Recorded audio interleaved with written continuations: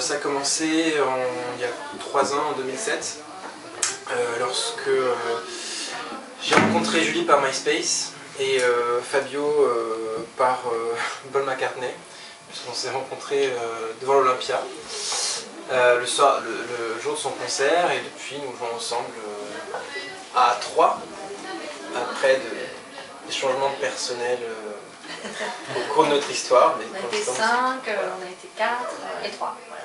Et on est bien 3. Les 3 meilleurs. Sur MySpace, vous parlez de hasard. C'est parce que c'est trop lourd de se dire que vous étiez prédestinés musicalement les uns aux autres?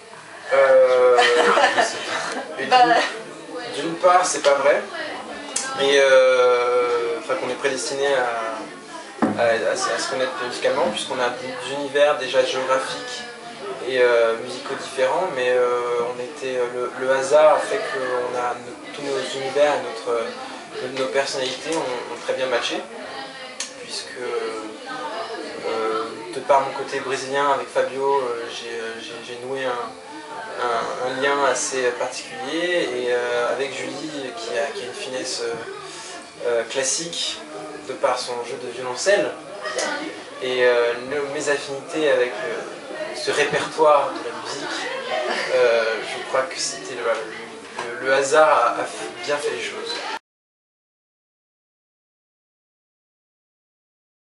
Antoine amène une base guitare-voix en général, c'est lui qui écrit et compose la base, et écrit les textes.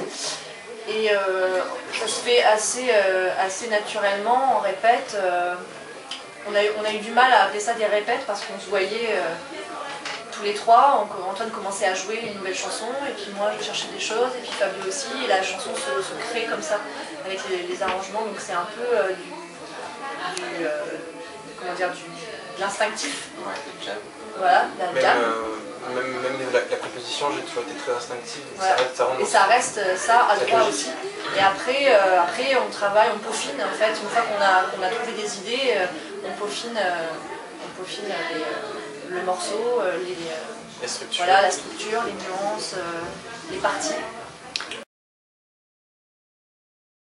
Tu as une culture anglo-saxonne? Oui, j'ai une culture anglo-saxonne, oui, par mes affinités musicaux, par la culture, mais en premier lieu, c'est parce que c'est beaucoup plus facile à écrire et beaucoup plus facile à entendre. Oui, c'est vrai. C'est tout ça sonne tout de suite. Donc ça sonne mieux. Mais je pense que c'est le fait qu'on écoute cette musique-là chantée en anglais qui fait qu'on part plus vers l'anglais. Après, question de vendre ou pas, ça on s'en fout, j'ai envie de dire. Non, c'est plus vendeur dans le sens... C'est accrocheur à l'oreille dans ce style de musique-là. Voilà, c'est ça que je veux dire. Si on faisait les mêmes chansons chantées en français, on ferait de la variété française. Voilà. On ferait du... le folk qu'on fait ne colle pas avec le français en premier lieu. Et la chanson folk, la musique folk, j'aime pas ce terme, mais ce qui se rapproche le plus, est un genre anglo-saxon. C'est impossible de faire sonner une chanson bavaroise en anglais, c'est la même chose. On ne peut pas faire sonner une chanson qui a des sonorités anglo-saxonnes avec autre chose que de l'anglais. C'est incompatible. C'est comme si on voulait faire, je sais pas moi, la grenadine sans eau. Et des limonades, ça fait un diabolo.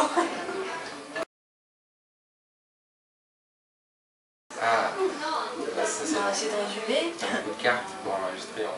Ouais. Les plus importantes. Les plus importantes. Celles qui vous ont peut-être le plus marqué. Anglophone déjà, je pense que c'est. Pour Clint Eastwood ou nous personnellement? Personnellement. Personnellement, je pense qu'on a tous en commun les Beatles. Après, on a tous étoffé. C'est ça qui est intéressant avec les Beatles, c'est que c'est un éventail de styles différents, et chacun, on a tous cultivé des affinités avec des styles bien distincts et des types d'artistes bien distincts. Fabio est très branché folk et trucs bien posé, bien spirituel, ouais, très expérimental, très progressif.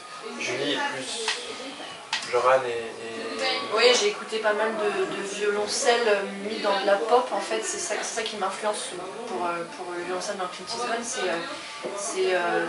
Voilà, des chanteuses comme Joran, c'est une chanteuse canadienne qui s'accompagne du violoncelle et qui crée vraiment une atmosphère dans ses chansons. Donc ça m'influence beaucoup pour le jeu du violoncelle. Après, de la pop, du rock, comme tout le monde, mais c'est pour ça que je te demandais pour Clint Eastwood ou personnellement, voilà. Parce que pour Clint Eastwood, on pioche dans nos influences pour tout regrouper pour le groupe. Mais ça se fait très naturellement. Mais après, il y a aussi cette petite touche de la musique brésilienne, plus pour moi et Antoine que pour lui. Et la musique brésilienne est très riche pour ça, c'est qu'il n'y a pas besoin de beaucoup de choses pour faire une rythmique ou un groove très positif et très entraînant. Et c'est ça qui est magique avec la bossa et qui n'est possible que en portugais, encore une fois, on revient à la langue. D'où le morceau en portugais. Chico Buarque, qui est un de nos héros communs. Oui, et puis voilà, donc Chico Buarque, le meilleur exemple de ça, c'est que c'est un type qui montre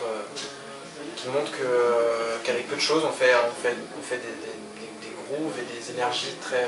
C'est ça qui m'intéresse en fait, c'est avec très peu de choses, avec très peu d'éléments, de susciter beaucoup d'énergie musicale. Et c'est ça l'énergie est une vague, enfin la musique est une espèce de vague qui nous entraîne.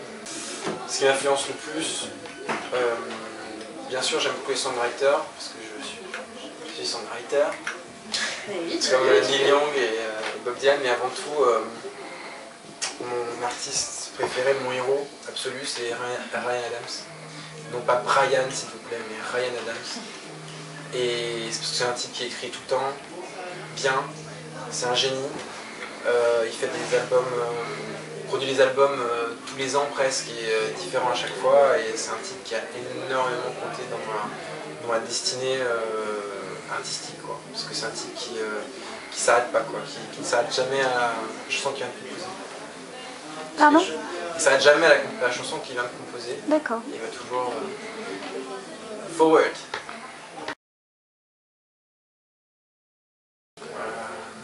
Un festival en Angleterre. Ouais, qui s'appelle Screwfest. C'est un ensemble de choses, c'est pas que c'est le meilleur concert qu'on ait fait musicalement, mais on est parti en Angleterre, c'est là qu'on a fait la pochette de l'album d'ailleurs. Et le clip Et le petit clip, ouais. Il est magnifique d'ailleurs. Et Vinicius, voilà. Vinicius à la vidéaste.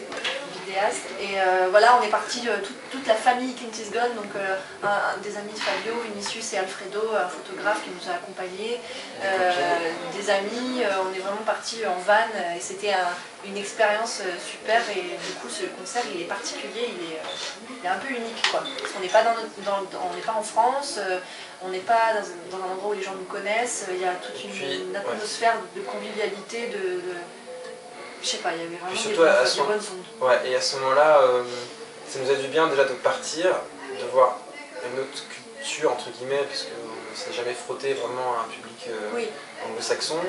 On chantait dans leur langue, donc pour la première fois, ils comprenaient les paroles. Le pire concert. Le pire concert, c'était... À Paris. Non, j'étais à Sanois, c'était le printemps de Bourges. Ah non, il y a le Bondoufle.